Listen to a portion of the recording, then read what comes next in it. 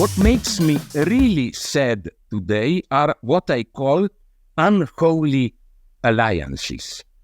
You know what I mean by this? Like where, and I believe here our common sense, I understand what following our common sense should be incompatible, they bring it together. What do I mean by this? To give you an extreme example which made me infinitely sad. Was it in your media about 2 months ago, I think? Uganda, the African country, the parliament there voted with 1 or 2 votes against, large majority, voted to criminalize homosexuality, but not just, 1 year of prison. If you are caught in homosexual act, it's the only choice is life imprisonment or death penalty. Okay, crazy, you say.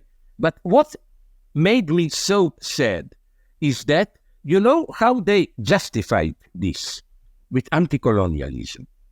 They said you have to choose European decadent, imperialist, colonizing way of life or our authentic African way of life. And it's the same, it makes me so infinitely sad.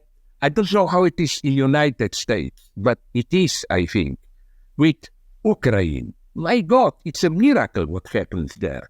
I know leftists who are volunteers now on the front, on the Ukrainian side. It's an incredible example of true popular war. It's not just the army, it's ordinary people, organizing local hospitals and so on and so on. But nonetheless, many leftists claim it's not so simple. It serves NATO arms industry. Russia was provoked and so on and so on. This makes me so sad. It's another of these unholy alliances. And it hurts me. Why? Because Putin is exploiting this. In many third world countries, precisely because Putin presents the war as a struggle against Western colonization,